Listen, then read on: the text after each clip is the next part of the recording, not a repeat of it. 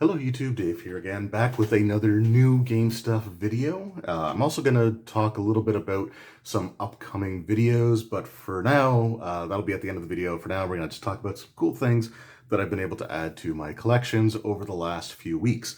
I've had some birthday money with me for a while now, a little over a month at this point. And we just never really got a chance to go out too much. But this past weekend, we actually did end up going out, and I got to visit a couple of the local game stores in the Dartmouth area and just got some really cool stuff here. A mix of things, but I think it's cool stuff. And I like doing these videos. These people seem to like these types of videos as well. There's always, really positive response to them.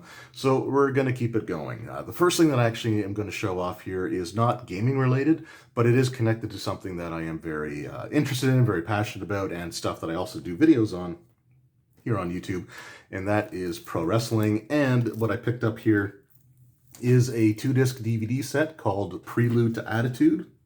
This is the best of 1996. Now, I know, 96 gets a lot of grief, I guess, or, people seem to, view that as this really bad time for the business as a whole. I don't think that's the case. I think this is 96 is the beginning of, the company sort of coming out of that lull. And there was just a lot of great stuff in 96 that I really enjoyed. So this is a collection of matches from that year. It looks like we'll have stuff with Steve Austin winning the King of the Ring. Undertaker Mankind had some great matches in 1996. Mankind Shawn Michaels, even underrated stuff like Mark Marrow and Triple H actually had some pretty cool matches as well. So I'm going to be interested to see what matches they all include here. But yeah, this was a year, like I said, I really liked 96, and I know it gets mixed feelings from people, but I really enjoyed it, and I thought this was really cool to pick up.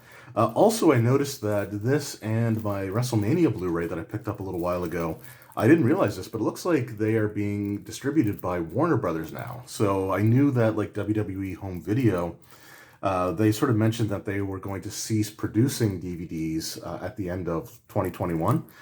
And I was a little bit worried about that because I like to pick up like their documentary DVDs, or at the very least I like to collect like WrestleMania.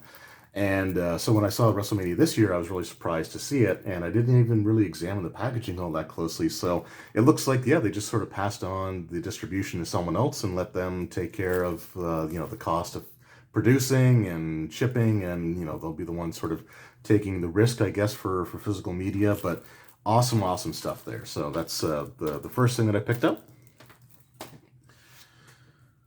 Okay, the next thing that I picked up from my local game store is just a single booster of Magic the Gathering. I'm not really as into Magic as I was. I still enjoy the game. I still think it's a fun game to play, but there just hasn't really been a ton of stuff that I've been overly interested in. But I do like to collect the odd booster pack, and I just keep the pack sealed. I've got a stack of sealed Magic cards, actually, that I just like to keep adding to. But this is the Dungeons & Dragons Battle for Baldur's Gate booster, and I wanted to get this because it had Boo on the artwork here. So Wizards of the Coast, they know what they're doing. They know that Boo is absolutely a merchandising opportunity, and they are taking advantage of it. And look, I bought the pack for it, so it's a bit shameless, but it worked. And yeah, there you go. I love Boo. I think Boo was a cool part of the Baldur's Gate 2 PC game, and it's sort of become a part of like gaming culture. They do seem to be, again, pushing it maybe a little too much, but again, at the same time, I bought the booster pack, so it clearly worked on me, and that will go into my sealed Magic card collection. All right, up next, I was at a GameStop in my area, and I saw something that I wasn't even aware was a thing, but as soon as I saw it, I had to have it, and that was this Funko Pop, this EB Games exclusive. So EB Games is just the Canadian version of GameStop, and like last year or earlier this year, sometime within the last 12 months, they just all became the same company, like name, even though like they were owned by the same company, but we used to have them called EB Games here in at least in Nova Scotia. So they're all under the GameStop banner now, but this one actually has the EB exclusive sticker on it, and it's Warduke. Now, Warduke is one of my favorite iconic villains from D&D's history. I've got a couple of his minis. Loved the episode of the D&D cartoon show from the 80s that had Warduke in it. Recently on DM's Guild, or Drive Through RPG, the Quest for the Heartstone module has become available for print on demand, so that's something that I will be picking up very, very soon as well. But yeah, we got the Warduke here, and it even comes with a D20, which is awesome.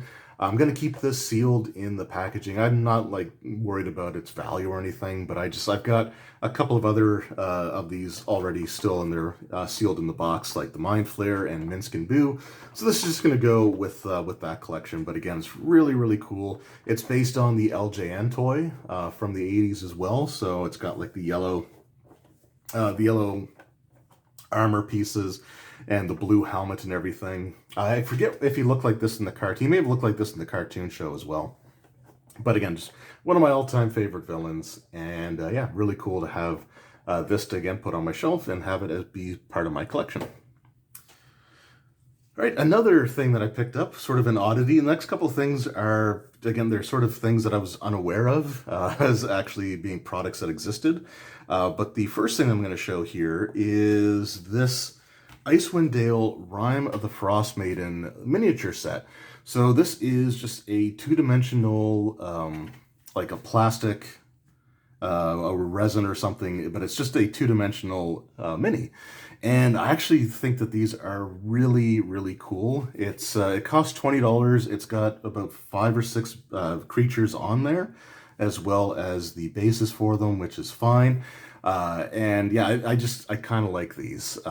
Maybe $20, that's Canadian price as well. So if you're watching this in the States and you think that that's ridiculous, just keep in mind that I live in a different country. So the US price for this, I think, is probably around like 12 to 13, maybe 14, $15 max. But yeah, just again, I think it's a really cool concept, and it's, they're nicely detailed. Like, I love the artwork on it. It's got the white dragon, which was the reason that I wanted to get this, because in my Rime of the Frostmaiden campaign, I actually ran an encounter where the players went up against this dragon. They'd hired a ship to take them to the Isle of Solstice. And while they were on their way, they were attacked by this white dragon. And it was actually I thought it was a really enjoyable fight. I hope my players enjoyed it as well. They said that they did. It was a really brutal one too. Like, it was one of those things that by the time we were done, everybody was more or less in single-digit hit points. But they did defeat this dragon, and it was a more powerful dragon than you would traditionally think of throwing up against a party at the level that they were at the time. But 5th edition, the characters could handle it, and they did. But yeah, it was a really cool encounter. The ship that they were on was slowly being destroyed as the dragon's breath weapon was hitting it, as attacks from the dragon were missing and smashing the deck. Ultimately, the ship was destroyed, and the players had to seek refuge on ice flats while they continued and finished the fight against the dragon. So it was just a really cool memory. So I kind of want to hold on to that, and having this Icewind Dale, set of these like acrylic plastic minis with the white dragon on there is a way for me to be able to do that. This was the third of 3 sets. The set 1 had the Frost Giant skeleton as like the major, like the largest mini that they had on there. And then the second set had the Frost Giant itself, which again, those are cool, but the white dragon is certainly my favorite. So I thought I would pick that up. Now, while I was taking that to the counter, they had on the counter this display box of, again, things that I didn't know were actual products.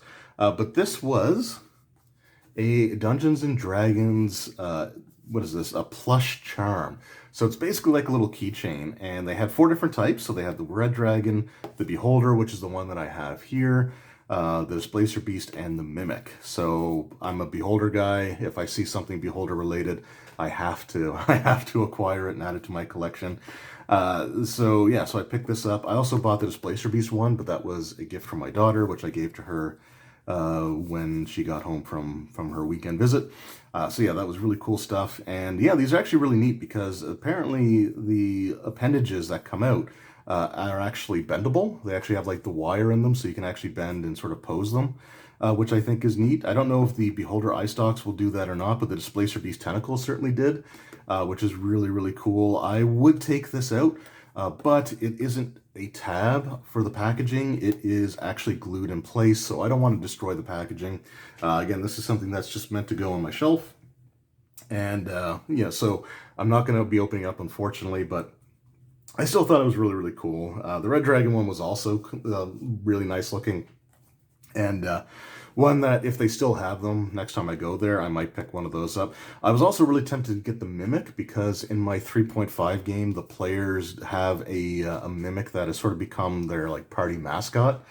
And so I thought it'd be kind of cool to have that. But I did pick up the figurine of Adorable Power for the Mimic for that purpose. So I figure I'm probably good on that. But yeah, again, it's really cool Beholder. And it's a keychain too if you wanted to use them for such. But again, this is just going to stay in the packaging and it's just going to go up on my shelf, but it is still cool nonetheless.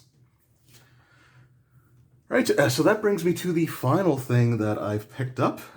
So this is the Pathfinder 2nd edition Abomination Vaults hardcover. So this compiles the 3-part campaign arc, or campaign adventure path, into a single tome here. The Abomination Vaults is kind of like the big dungeon crawl that Pathfinder or Paizo has put out for Pathfinder 2nd edition. They're also going to be releasing later in the year a 5th edition D&D conversion of this adventure as well, which I do also plan to pick up. So yeah, I'm looking forward to that. So when, for as far as like this adventure path itself is concerned, I did receive part 1 and part 2 of the adventure path from Paizo, but I never ended up getting part 3. This is before they streamlined the process for getting review items out for people, which is fine. It is what it is. I certainly don't begrudge them anything, and I'm not, you know, I don't feel entitled to anything either, so I'm not going to force the issue. But it is a lot easier now. Everything's kind of streamlined. But there are certain products that are not going to be included in what they send out, which is fine. And these hardcover compilations are among those. And so I saw it at my local game store, and I ended up picking this up. I think there was also some Starfinder ones that they are either going to be doing or that they have put out. I just haven't seen, like the Dark Sun, or not Dark Sun, but the Dead Sun. Dead Suns, the first adventure path they put out. It's been a while now since I've looked at it. So they did put that out as a compilation book as well, which I'd also like to pick up. But yeah, again, just a really cool, a really cool campaign. I love the concept of it. I remembered the concept a little bit wrong because it has been a little while since I looked at this. But yeah, basically the vaults, the Abomination vaults, was sort of a way of collecting these horrific monsters by someone who felt slighted by the city of Absalon and was collecting these things in order to unleash them on the city before she was killed, and the creatures were just sort of left to create their own like ecosystems or, you know, devour each other, kind of thing. And there's a lot more to this campaign as well. But again, I just thought it was really, really cool.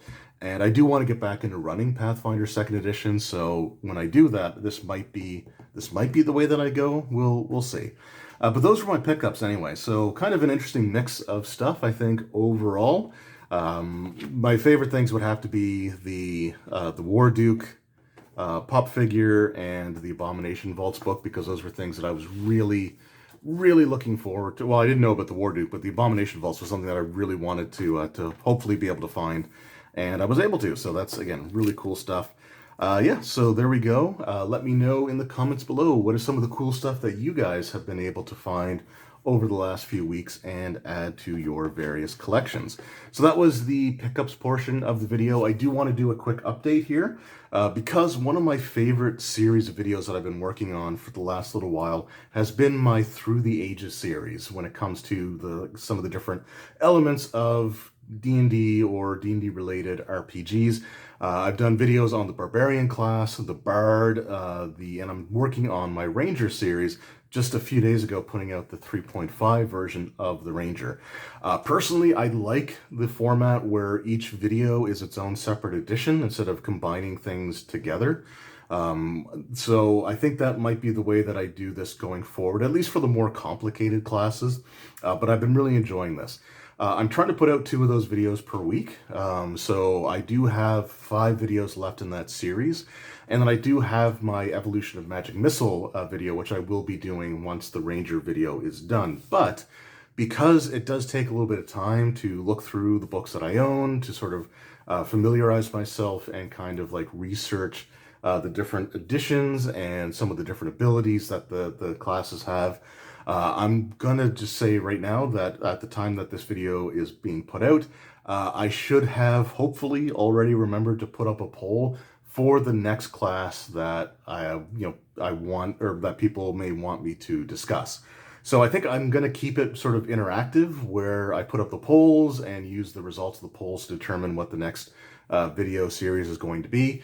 I'm not quite sure which character classes to kind of focus on. I want to try to do ones that have presence in some of the, like, D&D Basic Expert, or we'll see. So the Thief class or the Rogue class is definitely going to be on there. I may also throw the Cleric out there, maybe even the Fighter.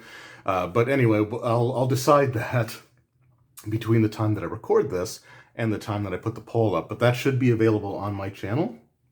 So you just click on whichever option that you like, and in the comments section of that as well, like, please don't hesitate to come up with some suggestions of topics that you might like to see covered as well, because I find those incredibly helpful.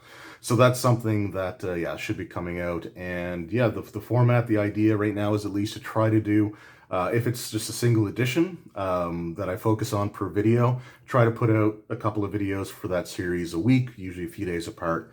But I've been really enjoying it, so hopefully you guys will vote on that. And actually, the engagement with those votes have been pretty good overall. Like, I've been really happy with the amount of feedback, the amount of response to those. So I'm going to keep doing that going forward. Because I think that's just a great way of keeping everybody invested. And it'd be, it's interesting to see what people are more interested in when it comes to some of these topics. So definitely looking forward to that. Anyway, that is the update / pickups for the week, couple of weeks, whatever it may be. So yeah, like I said, let me know in the comments below some of the cool stuff that you guys have added, or if you have some suggestion like topics that I could look at as far as the evolution of certain game elements from edition to edition to edition. Feel free to leave that either in the comment section of this video or in the comment section of the poll, which I will hopefully have put up by the time you're seeing this. If I haven't, then please somebody remind me in the comments, and I will do my best to get that out there. But anyway, thank you guys very much for all your support. It really does mean a lot to me, and I will see you all next time. Until then, take care.